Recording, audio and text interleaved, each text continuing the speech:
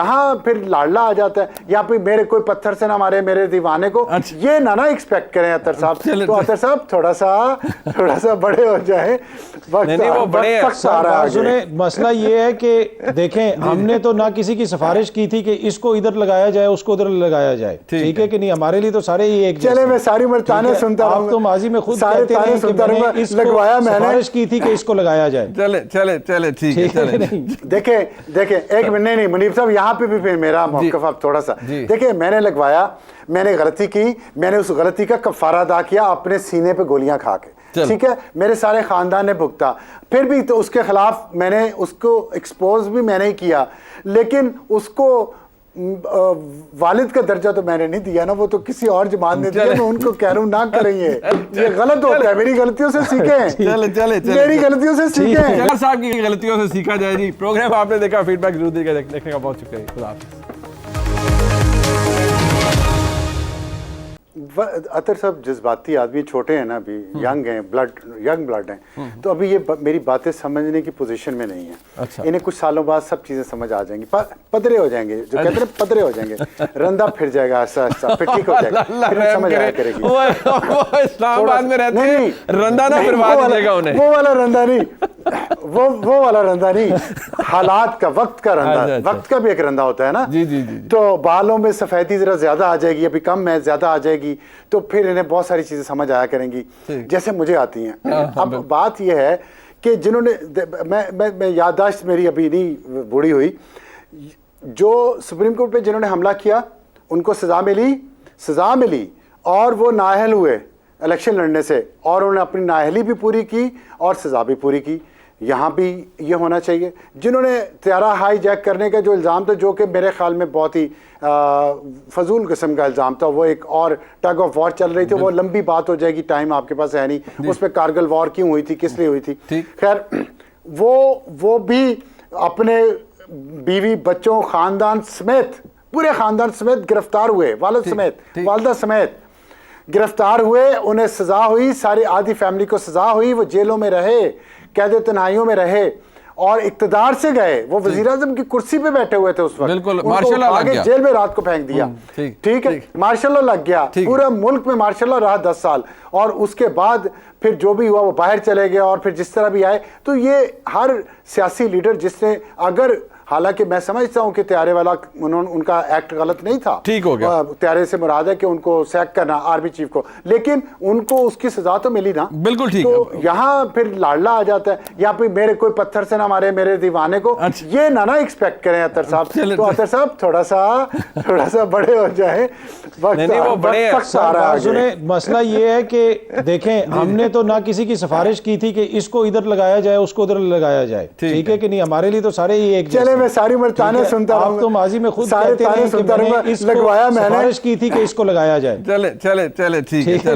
دیکھیں ایک منٹ نہیں منیب صاحب، یہاں پہ بھی پھر میرا موقف اب تھوڑا سا. دیکھیں میں نے لگوایا، میں نے غلطی کی، میں نے اس غلطی کا کفارہ ادا کیا اپنے سینے پہ گولیاں کھا کے، ٹھیک ہے؟ میرے سارے خاندان نے بھگتا، پھر بھی تو اس کے خلاف میں نے اس کو ایکسپوز بھی میں نے کیا، لیکن اس کو والد کا درجہ تو میں نے نہیں دیا نا، وہ تو کسی اور جماعت نے دیا. میں ان کو کہہ رہا ہوں نہ کریں، یہ غلط ہوتا ہے. میری غلطیوں سے سیکھیں، میری غلطیوں سے سیکھیں. صاحب کی غلطیوں سے سیکھا جائے. جی پروگرام آپ نے دیکھا، فیڈ بیک ضرور دیکھنے کا بہت شکریہ. خدا حافظ.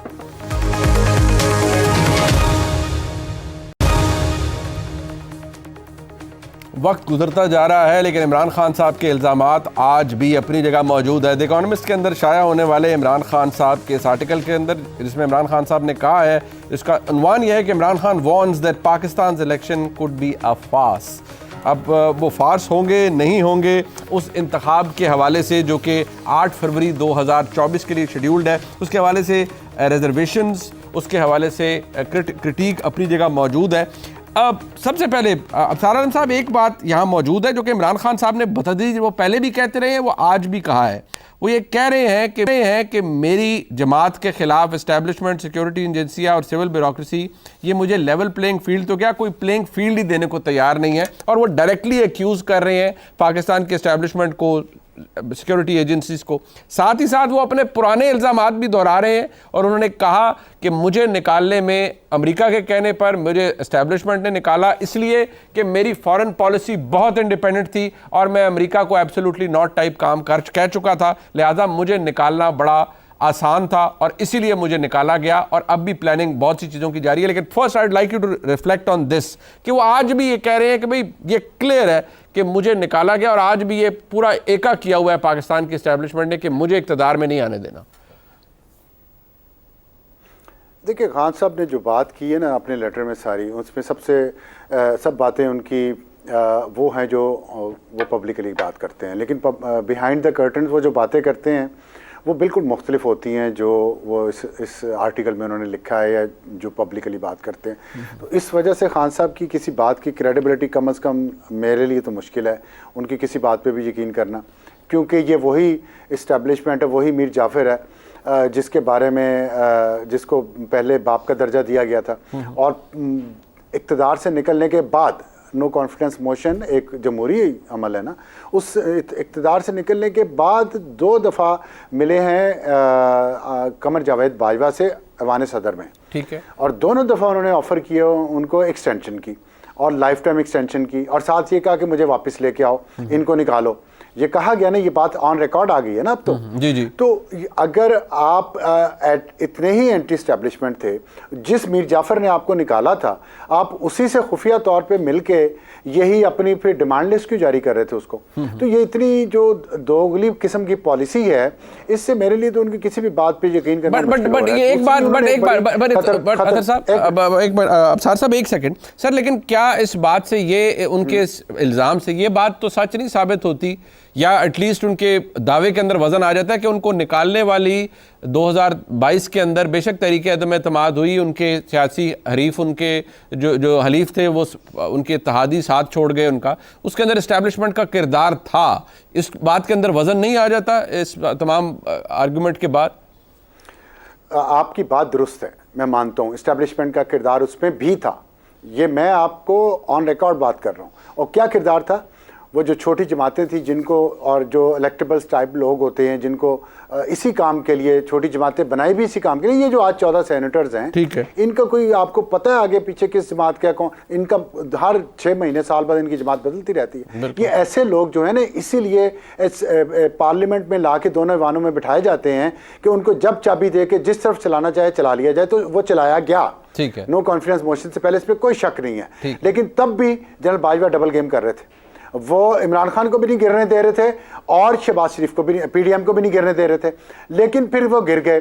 बात असूल की ये है कि खान साहब कहते क्या हैं कि इस्टेब्लिशमेंट का रोल नहीं होना चाहिए सियासत में, या वो ये चाहते हैं कि इस्टेब्लिशमेंट मुझे सपोर्ट करे। बिल्कुल ठीक। ये पहले इस बात पे हम फैसला कर लें। मैं ये समझता हूं कि खान साहब को इस्टेब्लिशमेंट के सियासत में रोल पे कोई इतराज नहीं है उस वक्त तक अगर एस्टेब्लिशमेंट उनको सपोर्ट करती रहे। बिल्कुल। अच्छा साहब एक बात, ये इमरान खान साहब ने आज भी, आप हमारे सामने थे सानिया 9 में भी, उन्होंने कहा सानिया 9 में के फसादात, ये उन्होंने इसको झूठा प्रोपेगेंडा करार दिया। साथ ही इमरान खान साहब कहते हैं कि जी मियां नवाज शरीफ ने एस्टेब्लिशमेंट के साथ एक मुआहदा किया हुआ है जिसमें मियां नवाज शरीफ की बरीयत होगी, वो अहल होंगे और एस्टेब्लिशमेंट उनके पलड़े में अपना वजन डालेगी। और आज भी वो यही बात कहते हैं कि जी मेरे खिलाफ ये एका किया हुआ है सब ने कि मुझे इक़्तिदार में दोबारा वापस आने नहीं देना।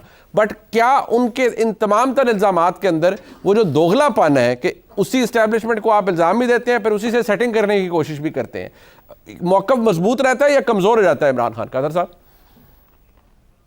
देखिए, एक तो जो उनका मौक़िफ़ है उससे किसी को इत्तफाक करने की ज़रूरत नहीं है, आप उससे इख्तलाफ भी कर सकते हैं, बहुत सारी चीज़ें ऐसी जिन पर कह सकता है कि जनाब ये मौक़िफ़ दुरुस्त नहीं है, लेकिन इसमें भी कोई दो राय नहीं है। जो उनका मौक़िफ़ है गलत है या दुरुस्त है वो वही है, ना उसमें कोई तब्दीली आई है। जो पहले दिन था, आज आखिरी दिन जेल में, इतने माह जेल में रहने के बाद भी उनका वही मौक़िफ़ है। इसलिए कि यहाँ पे तो आपको पता है कि जब आप मुल्क से बाहर हों तो बहुत सारे लीडरान के बहुत सारे मौक़िफ़ होते हैं, वो जवाब भी मांगते हैं, आपने ये कर दिया, आपने वो कर दिया, पर जब मुल्क में आते हैं या मुल्क में वापस आना हो तो बिल्कुल खामोशी इख्तियार कर लेते हैं। तो ये बात तो एक बिल्कुल है कि खान साहब परसिस्टेंट हैं, चाहे वो आप कह दें कि मौक़िफ़ उनका दुरुस्त है या गलत है, वो एक अलग बहस है। जो उनका पहले दिन से मौक़िफ़ था अभी तक उनका वही मौक़िफ़ है। और जो लोग कहते थे कि वो जेल के अंदर से डीले मांग रहा है, ये कर रहा है, वो कर रहा है। अब आप देख लें कि जेल के अंदर से उसने जो आलमी जरीदे में भी लिखा है, क्या उसमें उसने कोई डील मांगी है या इससे अतर भाई बट सर, क्या इमरान खान, ये आप कह रहे हैं कि जो ये आर्टिकल है इससे ये साबित होता है कि इमरान खान ने किसी से कोई डील नहीं मांगी और आज भी वो एस्टेब्लिशमेंट से मोहब्बत या कुर्बत बढ़ाने के लिए बेताब नहीं है? Do you think this is a testament, this article, कि नहीं जी मुझे कोई शौक नहीं है, मैं अपनी हकीकी आज़ादी की लड़ाई लड़ना चाहता हूँ? Would you मतलब कि आप इसको किस तरह लेंगे? नहीं, अगर इकोनॉमिस्ट जैसा जरीदा जी उसके अंदर अगर आप इस तरह ये सब कुछ लिख रहे हैं, अमेरिका के हवाले से लिख रहे हैं, आप अपनी एस्टेब्लिशमेंट के हवाले से लिख रहे हैं, तो फिर आप समझते हैं कि अगर कोई डील लेने की कोशिश कर रहा हो वो इतने बड़े प्लेटफॉर्म के ऊपर इस किस्म की बात करेगा? एक ब्रेक शामिल करते हैं जी, वापस आते हैं हमारे साथ रहिए। एक बार फिर खुशामदीद कहते हैं। अब अबसार साहब, इमरान खान साहब ने द इकोनॉमिस्ट के अंदर ये लिखा है, be it an article, be it a letter, whatever it is, इसकी बड़ी अहमियत है पूरी दुनिया के अंदर, ये देखा है लोगों ने। और इमरान खान एक आइकॉनिक पर्सनालिटी है उनकी, आइकॉनिक फिगर है पूरी दुनिया में। आज उनका मौक़िफ़ उसको देखा जाएगा, कोई माने या ना माने, दैट्स अ सेपरेट डिबेट। लेकिन ये इस बात का सबूत है कि इमरान खान को आज किसी से कोई डील नहीं चाहिए। मैं इसको इस तरह से लेता हूं कि इमरान खान को अब किसी से कोई डील नहीं चाहिए। चलें, आप भी और अतर भी मुझसे छोटे हैं ना, इसलिए शायद कभी कभी खुश तो आप हुए होंगे इस बात पे कि आपको मैंने छोटा कहा था। बिल्कुल सर, दिन तो बन गया।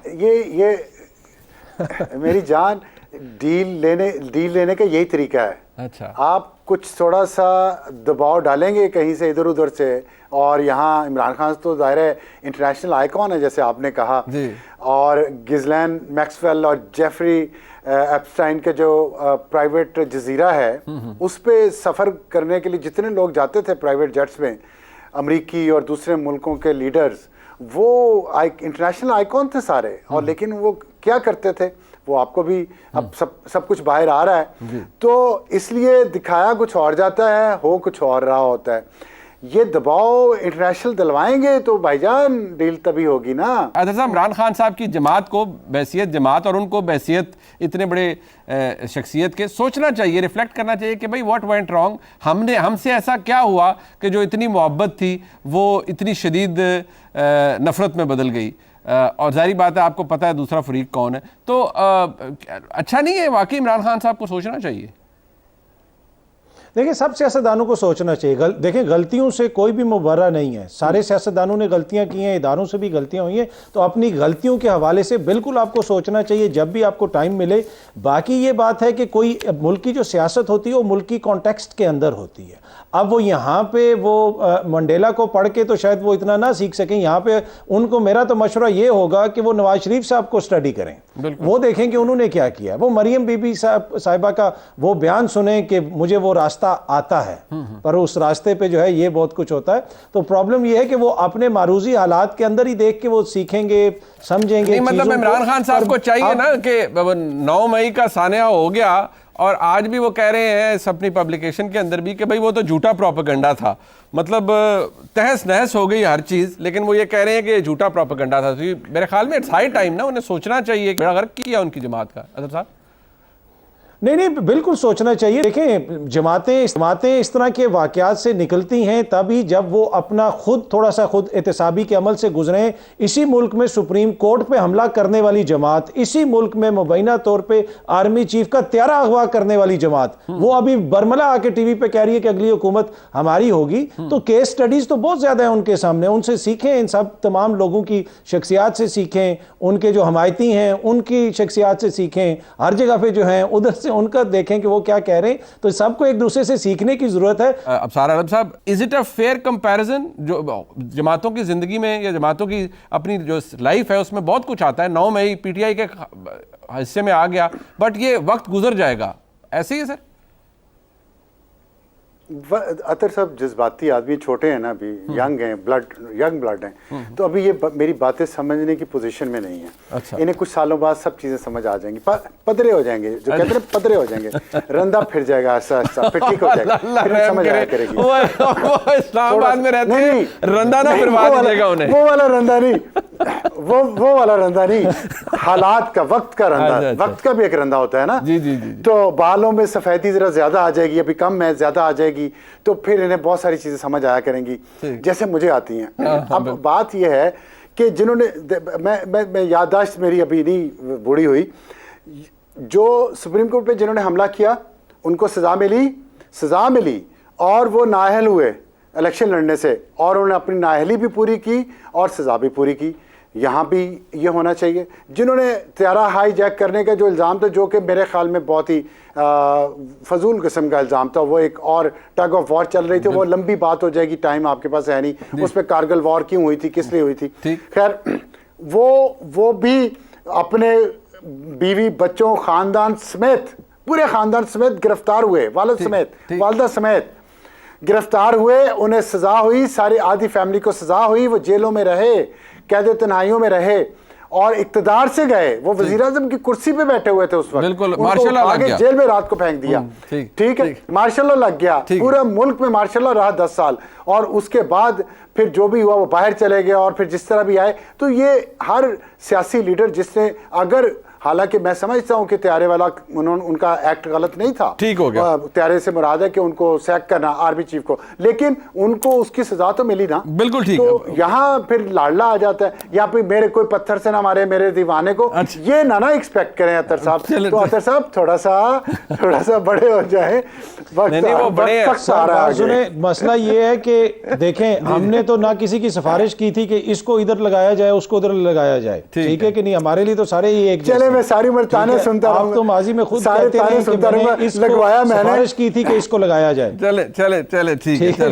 देखें एक मिनट, नहीं मुनीब साहब, यहाँ पे भी फिर मेरा मौक़िफ़ अब थोड़ा सा देखिए, मैंने लगवाया, मैंने गलती की, मैंने उस गलती का कफ़ारा अदा किया अपने सीने पे गोलियां खा के, ठीक है, मेरे सारे खानदान ने भुगता, फिर भी तो उसके खिलाफ मैंने उसको एक्सपोज भी मैंने ही किया, लेकिन उसको वालिद का दर्जा तो मैंने नहीं दिया ना, वो तो किसी और जमात ने दिया। मैं उनको कह रहा हूँ ना करेंगे, ये गलत होता है, मेरी गलतियों से सीखें, मेरी गलतियों से सीखें, साहब की गलतियों से सीखा